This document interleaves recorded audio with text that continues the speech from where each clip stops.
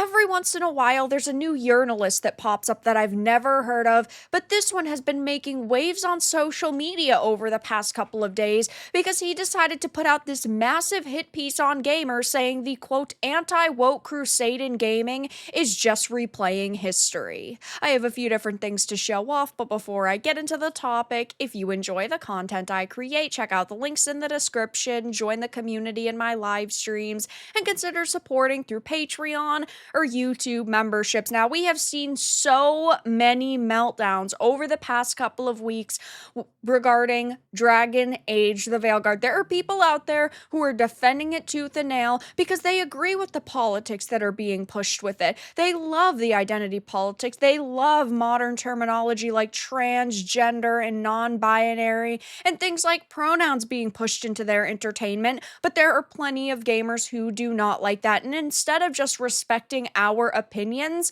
we're seeing hit piece after hit piece, and now Jake Steinberg has decided to put out one, and I had never heard of him before this. Apparently, he is somebody who, over on social media, claims that they are a writer and narrative consultant. They have a couple thousand followers, but when I started actually looking into Jake, I could not find any link or evidence to who he has written for, who he has consulted for. So I don't know if this is just, at the end of the day, him claiming to be more important than he actually is, but he put out this absolutely mega hit piece on gamers who are simply talking about the culture war and how they dislike a lot of the content that is being released now. Instead of, again, respecting our opinions, he decides to throw a hissy fit.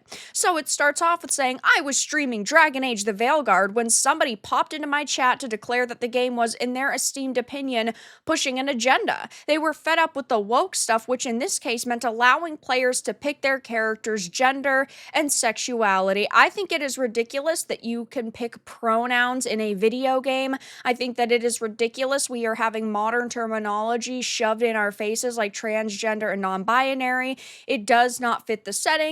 And of course, other people are allowed to have that opinion. But instead of just simply moving on and accepting the fact that this is the internet and you're not going to agree with everyone, he decided that this bothered him a lot. Now, the Veilguard isn't exactly some radical new experiment. In the latest in a series that's been around for 15 years, and choice has always been the whole point, you pick who you are right down to what you say, who you trust, who you fight, who you fancy, the lot. He's not going to point out the fact that they do not actually give you real choices within this game, except for, again, choosing your identity in one or two, I'm not going to say them for spoiler reasons, decisions that are made throughout the title. You really don't have a lot of choices because if you did, you could be evil. You could use blood magic. You could be a complete douche to the other characters. You can't do that here. Everybody is way too nice to each other. And that's the magic, isn't it? Talk to any fan of Dragon Age and you'll hear the same story. They get completely absorbed in it. You don't just play the game, you inhabit it. And of course, I want people to enjoy their time and their experience. I want people to love the game that they purchased and that they are playing, but it's also completely okay if you do not like it. The thing is, Dragon Age didn't end up on the chopping block because it had done anything particularly shocking to upset the frail conservative mind. No, Dragon Age has been selected and targeted by a group of self-proclaimed, quote, anti-woke gamers working as part of a movement known as Gamergate. My retort would be, the thing is that there are several games that didn't end up on the chopping block because they were bad, right? Like Black Myth Wukong, Stellar Blade, Hogwarts Legacy. The problem with those games in the minds of radical leftists is the fact that they did not push an agenda enough because they did not go above and beyond to really market themselves to the modern audience, aka sensitive snowflakes on social media. Of course, he's just going to chalk up Gamergate as a harassment campaign, which is ridiculous. It really and truly was about ethics in video game journalism, and he thinks that this is all an excuse to just attack games that we don't like, to hide our ists and phobias, but It really is about journalism. And Gamergate, too, also brings that kind of into perspective, but it's not just about ethics in video game journalism. I personally would describe it as a movement defending traditional gaming culture from ideological shifts and highlighting developers compromising quality for investor funding. This is a major movement. There are millions of gamers out there who are extremely upset with the direction the video game industry has been headed, and we are allowed to try to defend it. We are allowed to criticize. Instead, though, of course, he just chalks it up to being a harassment campaign, and that we're ists and phobes. At first glance, the call for the gamer's voice to remain untouched by hidden exchanges might seem harmless, even reasonable, but soon enough, the movement revealed itself to be a false banner. What was cloaked as concern over conflicts of interest was in truth a cry of opposition, one aimed squarely at certain voices, certain bodies, certain lives, women, people of color, LGBTQ plus voices, all of those who had, through resilience and resolve, entered an industry once thought impenetrable. This is not true at all whatsoever. There have always been these types of people within the video game industry, and it infuriates me to no ends that they constantly spew this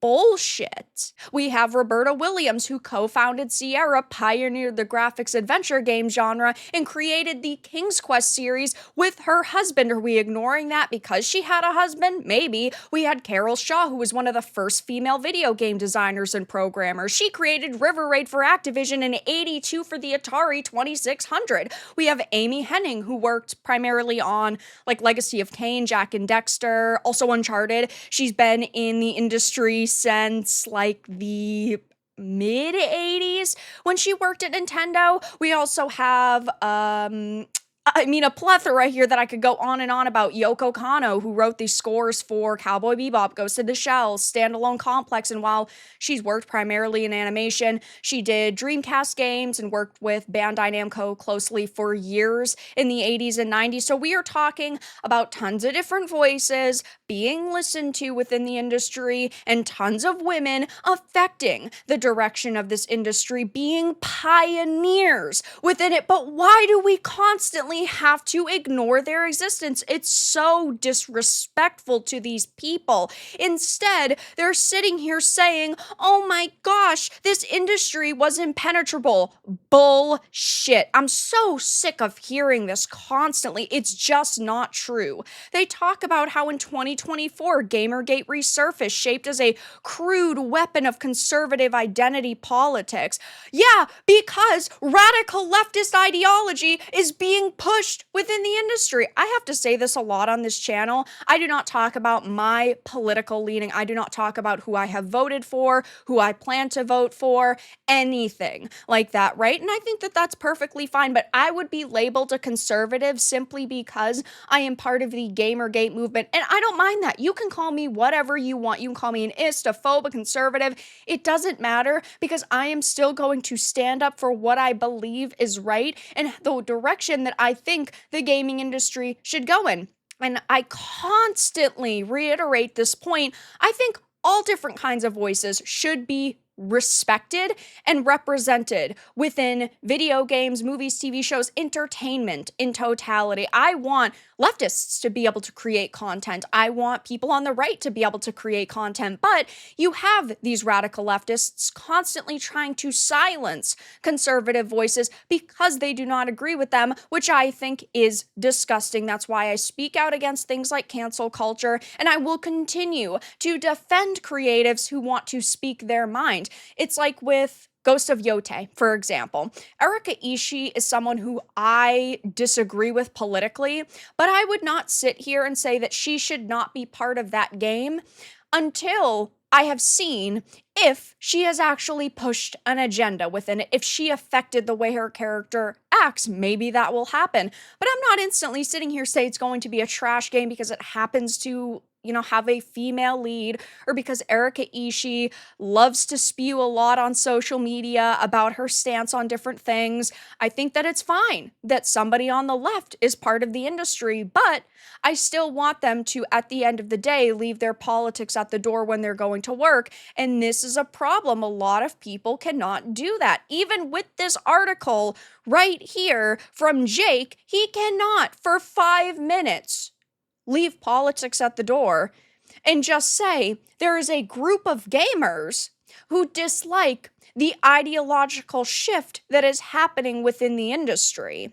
Continuing on, he's really upset by lists. Kotaku detected, which of course compiles a bunch of journals within the industry who were really bad at their jobs. And then of course SBI/DEI detected the list Kabrutus created at the beginning of the year. And what's hilarious to me is that, yeah, sure, you could go down that list, block every game, refuse to purchase them, boycott them. But if you are part of this fabled modern audience, you could go down the list and monetarily support every single developer, buy every single title there.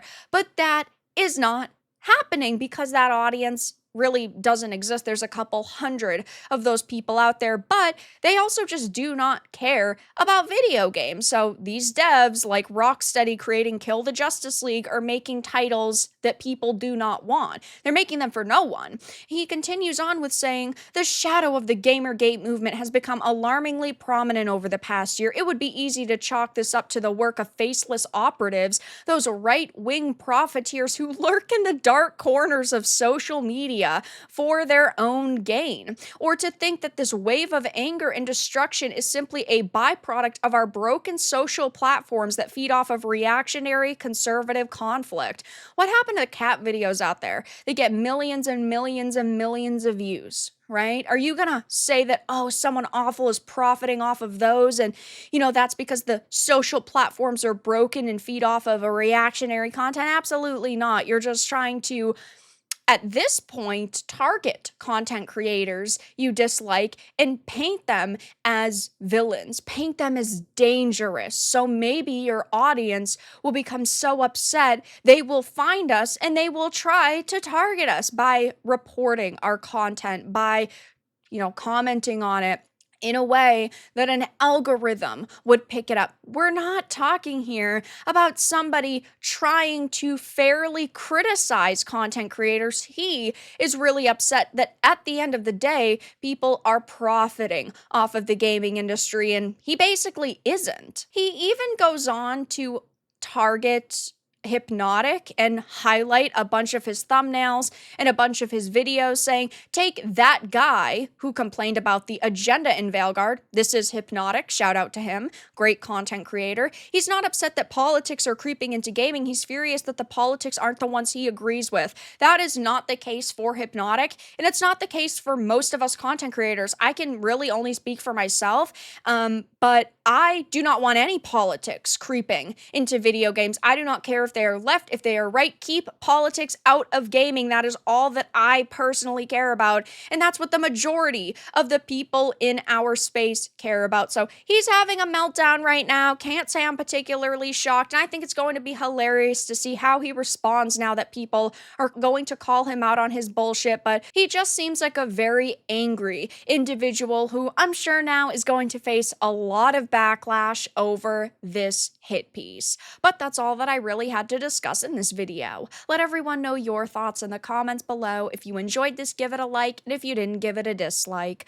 I appreciate your support either way, but I'll talk to you all again in the next video really soon.